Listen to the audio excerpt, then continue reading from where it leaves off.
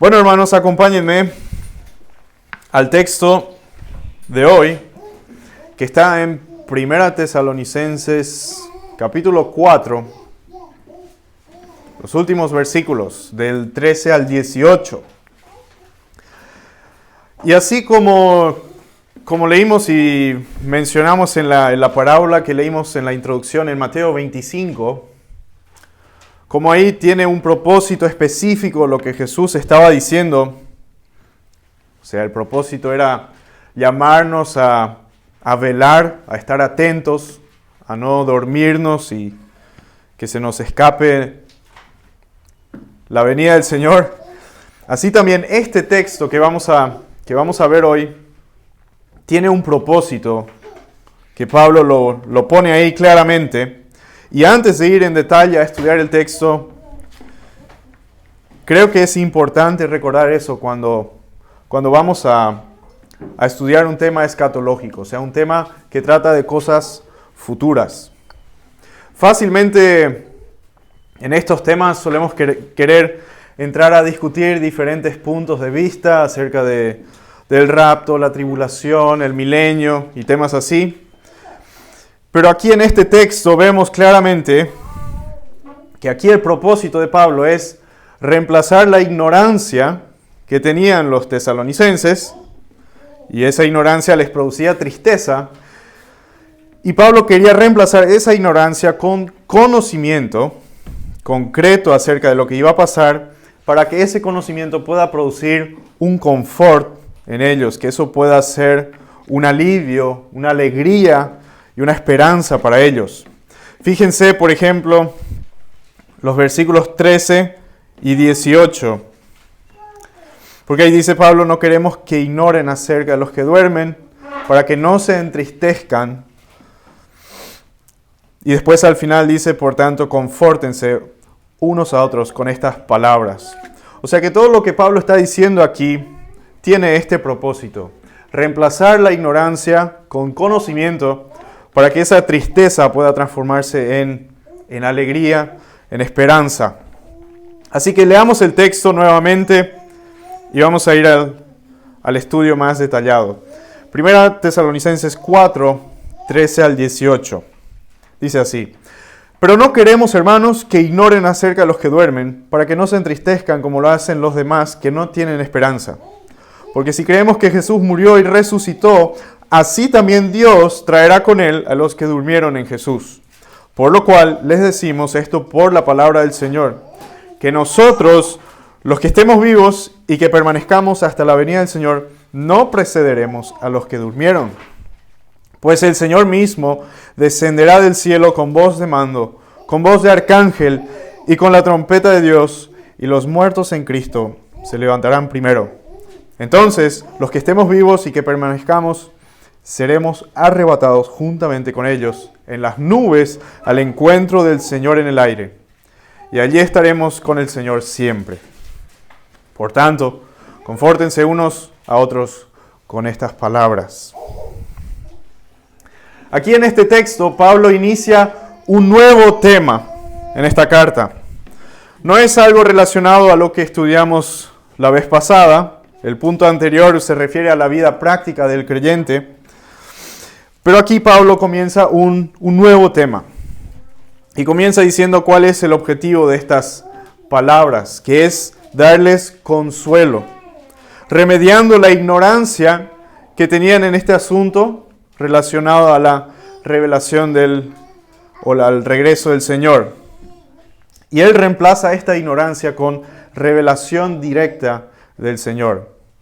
Y claramente vemos que el objetivo era confortarlos con esta verdad acerca de lo que sucederá en algún momento del futuro. Por eso Pablo dice ahí, no queremos que ignoren.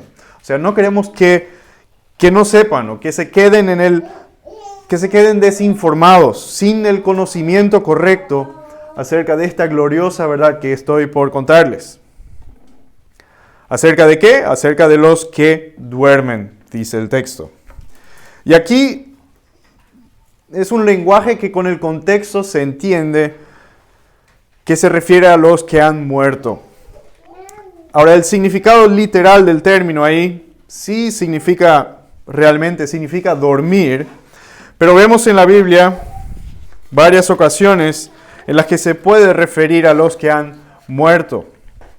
Y ese es el punto aquí también. El contexto nos muestra que Pablo está hablando de los que han muerto. Es un lenguaje común, un término común para referirse a estos. Ahora, el hecho de que está este término aquí, del sueño, ha confundido a muchos y ha llegado, o digamos, ha producido algunas falsas doctrinas en cuanto a la muerte de las personas. Existe, por ejemplo, la falsa doctrina que se llama el sueño de las almas. Y esta doctrina enseña que los muertos, o las almas de los muertos, pasan a un estado inconsciente en la otra vida, hasta la resurrección física de los cuerpos. Pero esta enseñanza es ajena a las Escrituras. Lo que tenemos en las Escrituras es algo que los teólogos llaman el estado intermedio, que es un estado consciente, donde el alma está consciente, pero es un estado entre la muerte física y la resurrección física.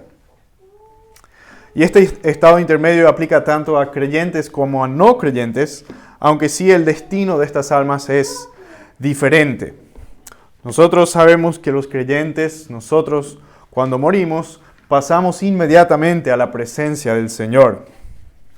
Nuestros cuerpos quedan aquí y esperan ser glorificados en el futuro, pero nosotros, nuestra alma, va directamente a la presencia del Señor. Tenemos, por ejemplo, en 2 Corintios 5, versículo 8, donde Pablo escribe que él quisiera estar ausente del cuerpo y estar presente con el Señor. También en Filipenses 1:23, Pablo expresó su deseo de partir y estar con Cristo, lo cual es muchísimo mejor. Y tal vez recuerdan también las palabras de Jesús en la cruz, que le dijo al ladrón arrepentido: de cierto te digo que hoy estarás conmigo en el paraíso. También en el momento de la transfiguración de Cristo, donde aparecen Moisés y Elías, ellos aparecen en un estado consciente. No están durmiendo. Entonces, eso a modo de aclaración en este paréntesis, que no estamos hablando de un sueño inconsciente aquí, sino que este término es una forma de referirse a la muerte de los creyentes y aplica a la muerte del cuerpo, no a la muerte del alma. Entonces, acerca de este grupo de personas, acerca de los que duermen, es lo que Pablo está hablando. Y vamos a ver que se refiere a los cristianos, porque dice, para que no se entristezcan como lo hacen los demás que no tienen esperanza. Aquí los demás se refiere a los incrédulos, los que están sin Dios y sin esperanza en el mundo. Ellos no tienen esperanza para vida eterna. Cuando ellos mueren ya no hay vuelta atrás, ya es tarde y ya no pueden obtener la salvación de sus almas. Entonces ellos con razón están tristes cuando un ser querido muere, porque es una tristeza sin esperanza. Ya no hay esperanza de volver a vivir. Ahora, el creyente cuando muere, o cuando un ser querido muere, entonces los creyentes también estamos tristes. Jesús mismo estaba triste cuando Lázaro murió y estaba muy triste. No era una tristeza fingida, no es que estaba llorando para que otros vean que estaba llorando. No, él realmente estaba triste. Entonces, vemos que es normal estar tristes por la muerte de un hermano. Pero es una tristeza diferente a la del resto del mundo. Es una tristeza diferente a la tristeza que tienen los incrédulos. ¿Por qué es una tristeza diferente? ¿Qué debían aprender o recordar los tesalonicenses para no tener esta tristeza sin esperanza? lo encontramos en el versículo 14, donde Pablo empieza a explicar: porque si creemos que Jesús murió y resucitó, así también Dios traerá con él a los que durmieron en Jesús. Aquí Pablo empieza a explicar y dice: si creemos.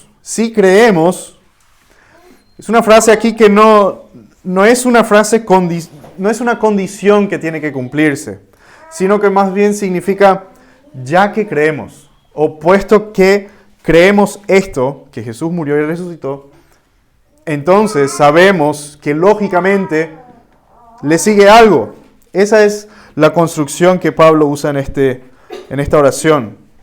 Él está diciendo que la muerte de Cristo hace posible esta futura reunión entre todos los creyentes con Cristo. Está diciendo que su muerte pagó el precio para que esto sea posible. Porque dice el texto: así también Dios traerá con él a los que durmieron en Jesús. Esa formulación "en Jesús" es muy frecuente cuando Pablo habla de nuestra posición en Cristo. Por ejemplo, en 2 Corintios 5, 21, dice: al que no conoció pecado, lo hizo pecado por nosotros, para que fuéramos hechos justicia de Dios en Él. O sea, en Cristo. Entonces, durmieron en Jesús significa, o se refiere a los que están en Él. O sea, los creyentes. 2 Corintios 5, 17, de modo que si alguno está en Cristo, nueva criatura es. También en Gálatas 3, 26 al 28 tenemos esa frase "en Cristo". Dice: pues todos ustedes son hijos de Dios mediante la fe en Cristo Jesús. Porque todos los que fueron bautizados en Cristo, de Cristo se han revestido. No hay judío ni griego, no hay esclavo ni libre, no hay hombre ni mujer, porque todos son uno en Cristo Jesús. Entonces, claramente, aquí se refiere a los creyentes, a los que están en Cristo. Y la frase dice ahí: Cristo murió y resucitó, así también. Sigue el texto. Así también. La resurrección fue una demostración de que la muerte fue aceptada por Dios como un pago por los pecados. A los romanos Pablo escribe: fue entregado por nuestras transgresiones y resucitado para nuestra justificación. Entonces, la resurrección prueba que Cristo venció el pecado y la muerte, y esa victoria es la base para nuestra resurrección también. Por eso dice: así también. Cristo murió y resucitó, y en nosotros también. Así también como Cristo, nosotros vamos a resucitar.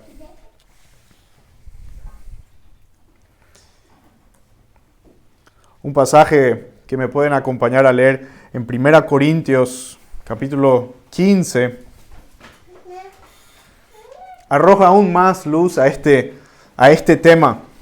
1 Corintios 15, versículos 20 al 23.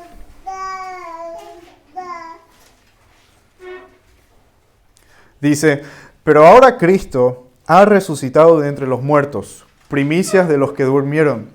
Porque ya que la muerte entró por un hombre, también por un hombre vino la resurrección de los muertos.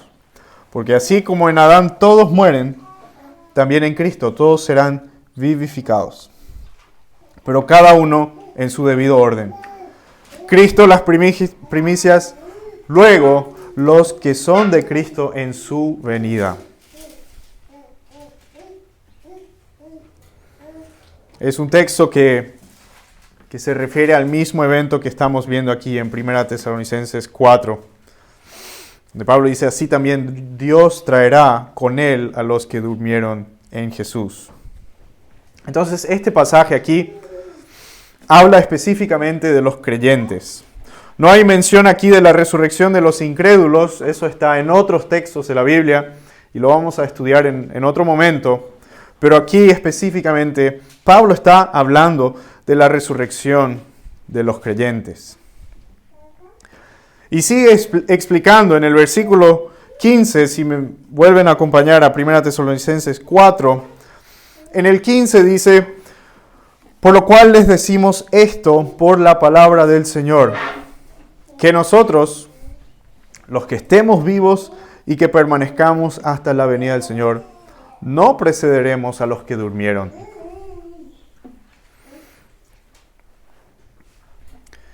Dice Pablo que lo que está diciendo él es por la palabra del Señor. Decimos esto por la palabra del Señor. Significa que era revelación directa del Señor a Pablo.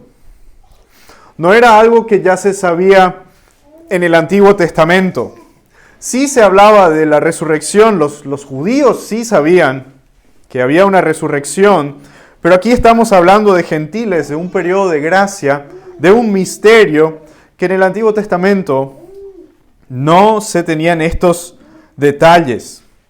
Y para recordar un poco algunos aspectos de este misterio, quiero que me acompañen a Efesios capítulo 3, en donde se describe uno de estos misterios que le fue revelado a Pablo. Y es algo que está conectado con nuestra futura resurrección. Efesios 3, versículos 1 al 6, dice: por esta causa yo, Pablo, prisionero de Cristo Jesús, por amor de ustedes los gentiles, si en verdad han oído de la dispensación de la gracia de Dios que me fue dada para ustedes, que por revelación me fue dado a conocer el misterio, tal como antes les escribí brevemente, en vista de lo cual, leyendo podrán entender mi comprensión del misterio de Cristo, que en otras generaciones no se dio a conocer a los hijos de los hombres, como ahora ha sido revelado a sus santos apóstoles y profetas por el Espíritu. A saber, y aquí viene a explicar cuál es el misterio, que los gentiles son coherederos y miembros del mismo cuerpo, participando igualmente de la promesa en Cristo Jesús mediante el Evangelio. Entonces, esta salvación de los gentiles, aparte de la nación de Israel, aparte de que ellos tengan algo que ver en eso, esta salvación era un misterio. Y así como esta salvación era un misterio, obviamente es lógico que la resurrección de este grupo de personas, o sea, de nosotros, también era un misterio. En 1 Corintios 15, 51, Pablo dice: así que les digo un misterio, no todos dormiremos, pero todos seremos transformados. Aquí se refiere a la resurrección. Al final vamos a repasar este texto nuevamente en 1 Corintios 15, pero vemos ya que Pablo lo describe como un misterio. Y entonces entendemos que tiene sentido que Pablo menciona eso explícitamente.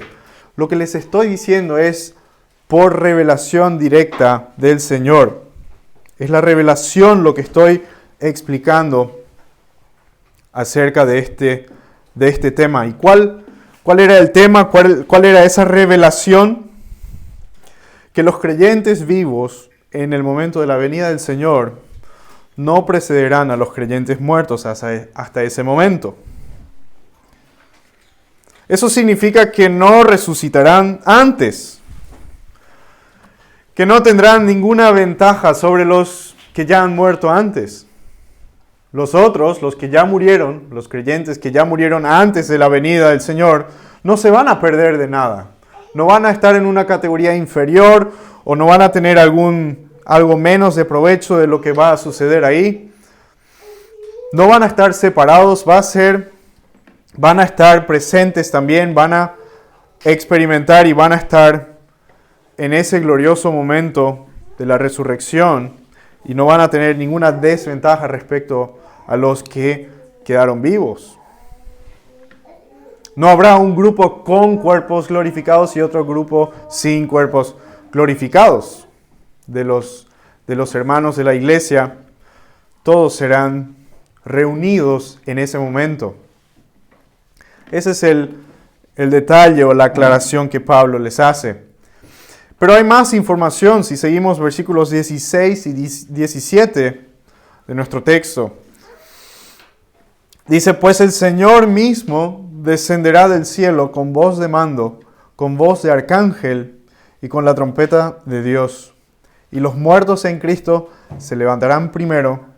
Entonces nosotros, los que estemos vivos y que permanezcamos, seremos arrebatados juntamente con ellos en las nubes al encuentro del Señor en el aire. Y así estaremos con el Señor siempre. Aquí tenemos más detalles acerca de esta venida, de este glorioso evento en el futuro. Dice, el Señor mismo descenderá del cielo. No es que vendrá alguien a decirnos, mira, ya vino el Señor. No es que un ángel vendrá a mostrarnos dónde vino y dónde está. No, el Señor mismo descenderá del cielo. Él ya tiene un cuerpo glorificado y con ese cuerpo, así Él descenderá del cielo. No será un evento oculto, escondido, en secreto, en algún lugar, sino que todo lo contrario. Y tenemos 3 puntos aquí en el texto que lo dejan bien claro. En primer lugar, se menciona que vendrá con voz de mando. O sea, podemos imaginarnos como un gran general de un ejército que con una fuerte voz viene con mucha autoridad a llamar a los suyos. Con voz de arcángel. Es otra forma de describir con qué poder y con qué intensidad y con qué autoridad va a venir Cristo. No tenemos mucha información en la Biblia acerca de los arcángeles. Ni sabemos cuántos hay, pero parece indicar el texto que es para resaltar, para ilustrar un poco cómo será esta venida del Señor. Será algo muy majestuoso, algo sobrenatural, algo muy visible, impetuoso, algo muy, muy grande y maravilloso será esta venida. Y luego dice el texto, con la trompeta de Dios. O sea, la trompeta simboliza una señal, como alguien que llama a un grupo de personas para reunirse. Se usaba para llamar al pueblo a una reunión, o para un ejército, para cierta formación, para anunciar que alguien importante está por llegar, o que algún mensaje importante se está por dar. Entonces, eso simboliza aquí la trompeta de Dios. Entonces, son formas de describir este evento. Y está diciendo que será grande, muy importante y bien llamativo y muy impresionante esta venida del Señor. Pero le sigue algo aún más sorprendente, porque dice, los muertos en Cristo se levantarán primero. Los muertos en Cristo, o sea, esos cuerpos que están en las tumbas se levantarán. Qué buena noticia, ¿no? Qué hermosa verdad y qué mensaje de esperanza, ¿no? Dios mismo se va a encargar de levantar a estos muertos. Nada de esto depende de nuestra fuerza. No lo vamos a poder auxiliar en esto, nadie lo puede detener. Esto sucederá absolutamente bajo el poder de Dios. Él va a resucitar a los suyos y los va a reunir con Él, juntamente con los demás cristianos que en ese momento siguen vivos. Y tenemos que imaginarnos cuál fue el impacto que esto tuvo en los tesalonicenses, ¿no? Para nosotros, tal vez ustedes ya sabían estos temas escatológicos, tal vez ya lo han estudiado bien en la Biblia, tal vez nunca tuvieron dudas, no lo sé. Pero sabemos que los tesalonicenses estaban inquietos. Ellos estaban desmotivados, estaban tristes y estaban confundidos acerca de estos temas. Porque ellos estaban siendo perseguidos. Y tal vez ellos pensaban que ya estaban en la tribulación, que tal vez se perdieron la venida del Señor. O si no, tal vez ellos pensaban que los hermanos que habían muerto se iban a perder la venida del Señor. No sabemos bien cuál era su doctrina en cuanto a esto, pero sabemos que estaban tristes y desanimados. Pero esta hermosa revelación de Pablo los da confort, y eso también a nosotros. Y es lo que vemos en el versículo 17. Seremos arrebatados juntamente con ellos en las nubes al encuentro del Señor en el aire. Este término aquí, arrebatados, es un término que se usa en varios pasajes del Nuevo Testamento y se refiere a tiene un tono de una acción violenta o con mucha fuerza. Les voy a mostrar algunos versículos en los que se usa este término. Por ejemplo, en Mateo 11:12 dice: desde los días de Juan el Bautista hasta ahora, el reino de los cielos sufre violencia, y los violentos lo conquistan por la fuerza. Aquí también se usa ese término, arrebatados, con violencia. También en Mateo 13:19 dice: a todo el que oye la palabra del reino y no la entiende, el maligno viene y arrebata lo que fue sembrado en su corazón. Este es aquel en quien se sembró la semilla junto al camino.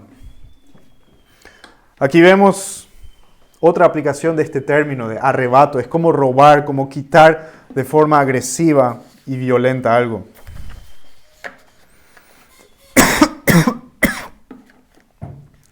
En Juan 6:15 leemos: por lo que Jesús, dándose cuenta de que iban a venir y por la fuerza hacerle rey, se retiró él solo otra vez al monte. También aquí se usa este término. Entonces vemos que este verbo, harpazo, significa tomar por la fuerza, arrebatar de manera repentina y decisiva, como alguien que se apodera de un botín, como un botín de guerra. Significa tomar mediante una demostración abierta de fuerza, o sea que no es algo encubierto o algo secreto. Así será la venida del Señor y así será nuestra reunión con los que han muerto antes. Y ese encuentro será con el Señor en el aire. En el aire indica que es algo sobrenatural. Nadie puede ir y reunir a toda la iglesia en un abrir y cerrar de ojos en el aire. Eso es algo sobrenatural, algo espectacular. Y claramente es el Señor el que con su poder nos va a reunir en ese momento glorioso. Y tenemos en el último versículo nuevamente el propósito por el que Pablo explica estas cosas. Por tanto, confórtense unos a otros con estas palabras. Muchos cristianos andan tristes y desmotivados por la vida y parece que no tienen esperanza. Se preocupan tal vez mucho por los desafíos de la vida. Parece que se concentran solo en lo terrenal. Tal vez depositan su confianza solo en lo que el hombre puede lograr con su propia fuerza. Y piensan poco en la gloria futura, cuando estaremos con el Señor y todos los santos. Pero lo que desarrollamos hoy aquí son verdades preciosas para el creyente. Nos da una esperanza viva y una certeza absoluta de que estaremos reunidos físicamente con el Señor. Seremos semejantes a Él y estaremos en compañía también de todos los creyentes de toda la historia, del pasado, presente y futuro. Todo el pueblo de Dios estará reunido. Después, más adelante, vamos a ver otros eventos futuros en cuanto a Israel también. También hay una resurrección de los incrédulos. Eso vamos a irlo viendo con el tiempo. También algún día queremos estudiar el libro de Apocalipsis, entonces ahí se van a ir aclarando muchos otros detalles acerca de las cosas futuras. Pero el texto de hoy creo que es claro.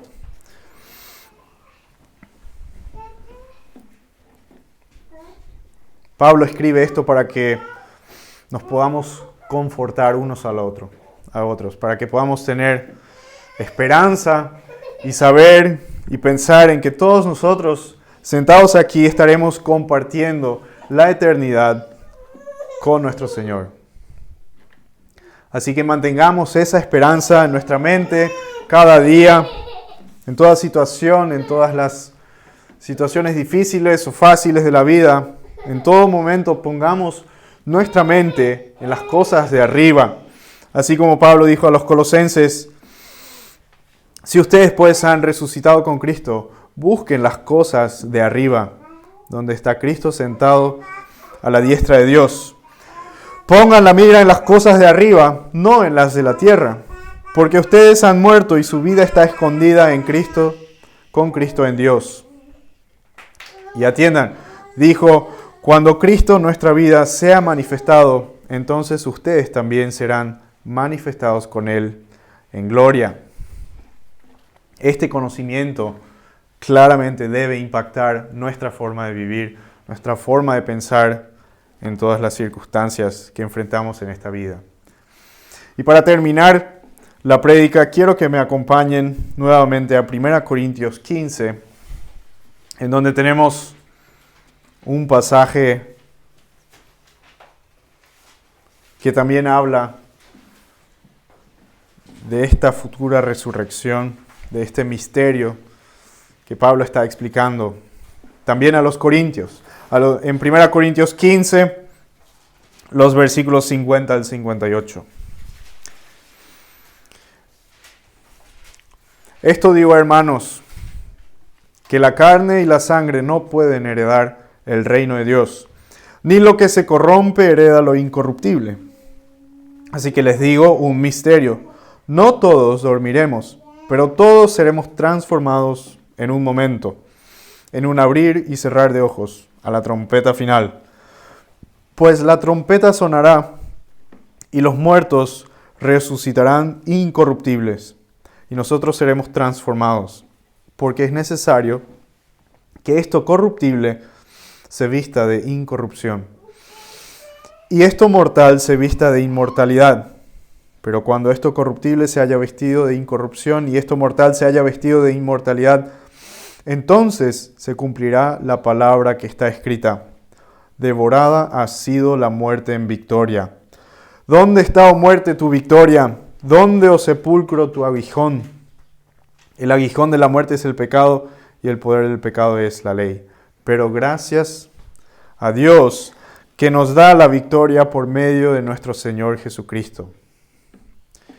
Por tanto, mis amados hermanos, estén firmes, constantes, abundando siempre en la obra del Señor, sabiendo que su trabajo en el Señor no es en vano. Aquí también Pablo habla de este misterio acerca de esta resurrección futura en la que finalmente, en todo sentido, se podrá decir que la muerte ha sido derrotada. Demos gracias al Señor en una oración por esta hermosa verdad que leímos. Padre Santo, te damos gracias por tener estas promesas maravillosas acerca del futuro de tu iglesia. Te damos gracias por no habernos dejado en ignorancia y por habernos informado todo lo que necesitamos saber acerca de los eventos futuros para que podamos tener confort, esperanza y alivio, aun cuando mueran nuestros hermanos alrededor nuestro. Podemos saber que con toda certeza estaremos reunidos con ellos y, más importante, estaremos reunidos contigo, Señor. Te damos gracias por el texto que hemos leído hoy y pedimos que en nuestro día a día podamos concentrarnos en las cosas de arriba, que podamos mantener esta esperanza enfrente de nuestros ojos y en todas circunstancias podamos regocijarnos en esta hermosa verdad acerca de tu venida, Señor. Pedimos que en esta semana nos acompañes, que nos protejas, que nos guíes con tu Espíritu para que podamos vivir vidas que te agraden, Señor. Y también para esta tarde, esta noche, cuando salimos a evangelizar, pedimos que nos acompañes, que con tu Espíritu estés hablando a las personas, dándoles conocimiento acerca de tu verdad, acerca de tu Hijo, Señor. Y pedimos que la gente pueda salvarse, que almas puedan ser salvadas de la muerte, rescatadas de la condenación y puedan agregarse a tu familia, Señor. Pedimos eso en tu nombre. Amén.